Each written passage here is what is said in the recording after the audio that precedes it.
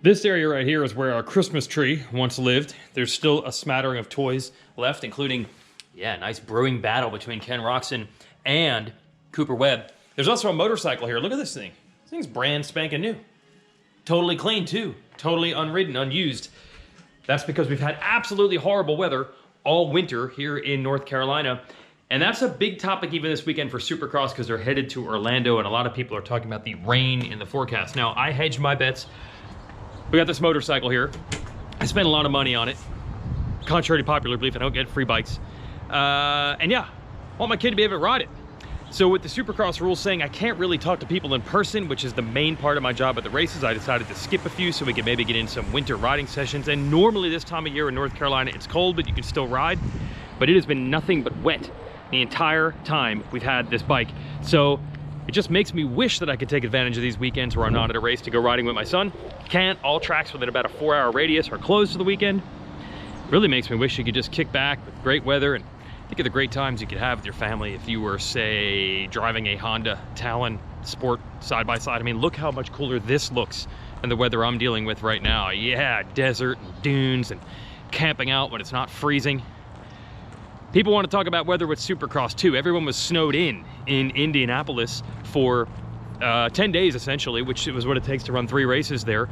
And no one was able to get in any riding or testing or training, and everyone finally got to go home, like home, like Florida, which is home for a lot of these guys. And this race is close by because we're racing in Orlando. But people want to talk about that too because there's supposedly a chance of rain this weekend. Well, look, there's always a chance of rain in Central Florida. It's not even funny to say, if you don't like the weather in Florida, just wait and it'll change, because that joke has been said so many times. So I looked, and yes, the chances of precipitation, as expected, go on and on and on and on.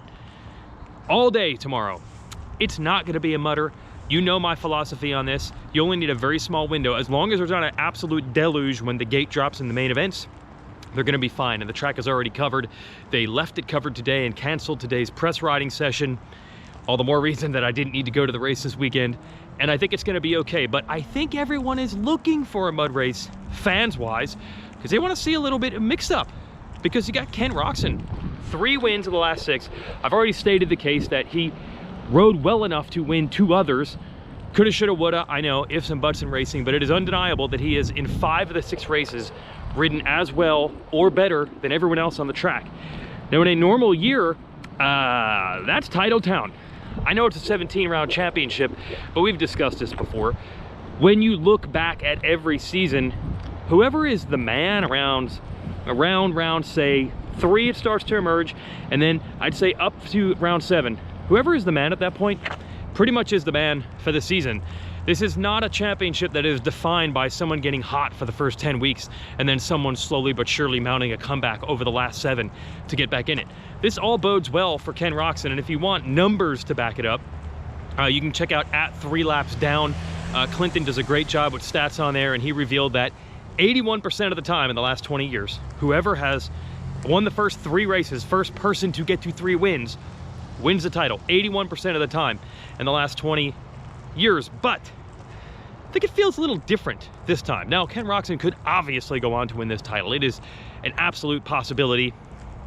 Mathis didn't say so in the preseason, but the reason that there is a little bit of, we'll have to see, is because, again, we've seen Roczen lead the points. He hasn't been quite this good in most seasons, but he's led the points early in many seasons and not come home with this title. And really the only way for Roczen to prove that he is fully over the hill and climbed the mountain and has figured out all of health problems is for him to do it, to get through 17 rounds without a hitch.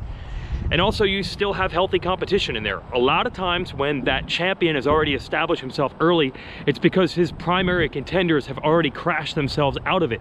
But in this case, you do still have Cooper Webb and Eli Tomac 100% fit and healthy and capable. So you can't count that out. It's a little bit different than, say, when Jason Anderson in 2018 had a big points lead, and Roczen and Musquin and Tomac had already gone through injuries.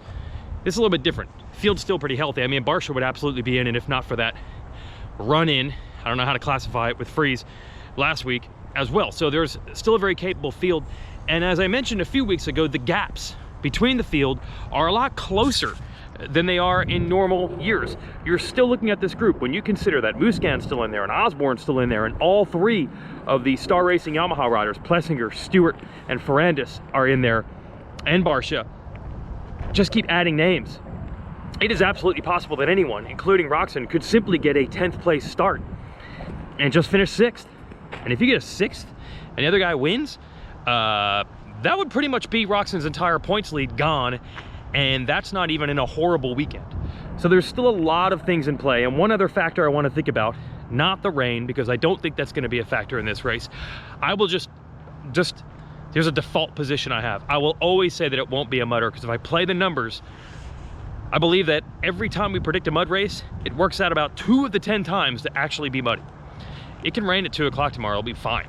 It won't affect the race that badly at night.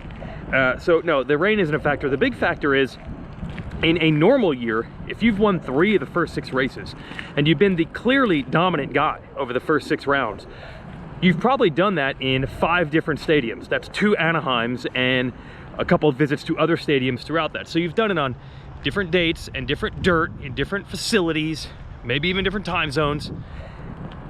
Roczen's only done it in 2 stadiums. Now that's not his fault. He didn't make the schedule this way. But if you're looking, if you're Webb or Tomac or someone else trying to get in it, but I not mentioned Sean Cirillo earlier as a potential guy that can get in there and steal points. If you're any of those guys, you're gonna say to yourself, well, yeah, he's winning, but I'm close. I'm close. And it's only happened on 2 different types of soil. Yeah, those tracks dried out a little bit with the dirt indoors, but maybe Orlando will be different and we'll run 2 there. And then we've got Daytona, which is always different than the other races. And we've got this completely unpredictable trio of races at Atlanta Motor Speedway coming up, and no one really knows what those tracks will be like. The track maps are out, but no one knows what it's gonna race like, right? So the window of hope, at least, is open. The numbers say in a cold, hard, calculated way that if you have control of the championship, as Roczen does right now, it's looking very good. But I feel like it's a little bit different in 21. Gaps are closer. There's more healthy guys in there to steal points from each other. Primary contenders still absolutely capable. And we've seen all this shake out with fewer variables. No one's been able to go home and find the magical setting or work on things that they want to get to where they expect to be. And they've done it all on the same dirt, essentially, because it's only been 2 different buildings. So these are all factors to keep in mind. But there is a chance at the end of the year we're like, yep, we should have known by round 5, when Roczen absolutely rocked everybody at Indy 2, that it was his year. You never know in racing. You never know. So can't stamp or guarantee or anything.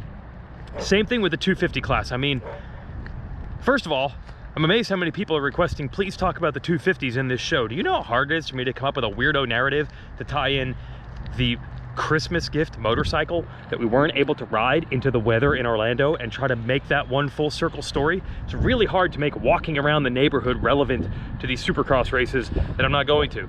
That's hard enough. I gotta wrap the 250s into that? But let's do it.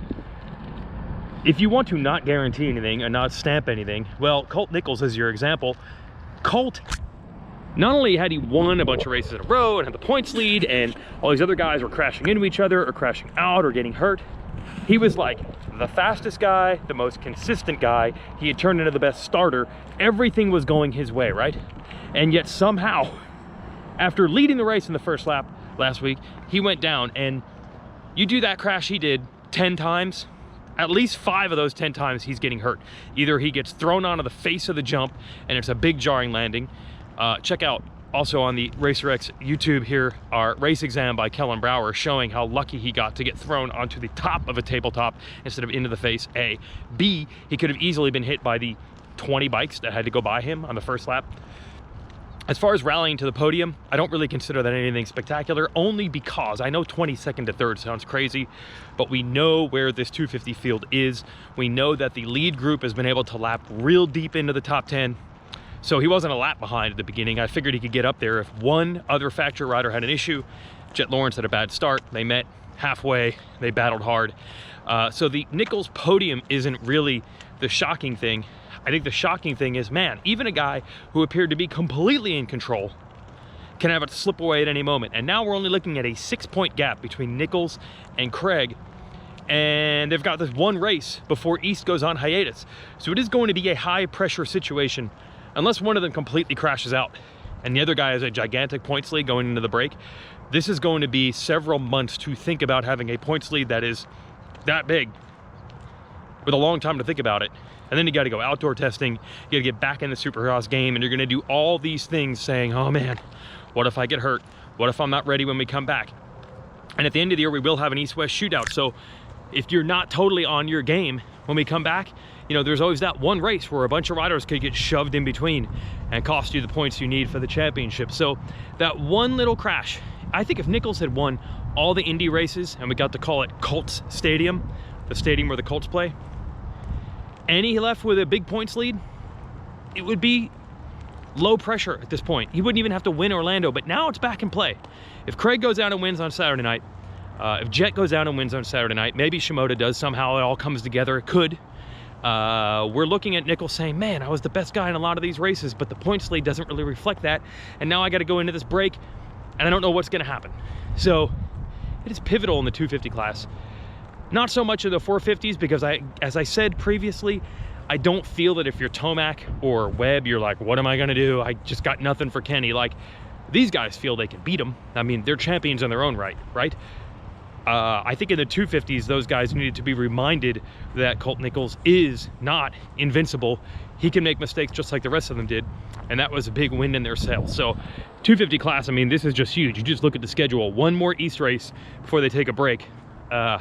If Craig can somehow get this down to 3 or less points on Nichols, man, that is going to be something to sweat. And can you imagine, by the way, that they're both teammates and all that riding that they're doing, hoping that they don't get injured, would be together? I'm not saying someone's going to take anybody out, but that feeling is going to be there every single day that they go riding. That is bizarre. And it could be in play going this weekend. I mean, Nichols has been the best guy in the 250 class. I don't think you can really argue it, but as we saw in racing, anything can happen.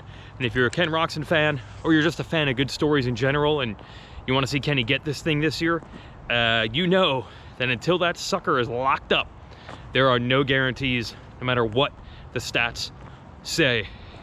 Although the weather, not as unpredictable, I don't feel, as the racing. We'll see you after it on Saturday.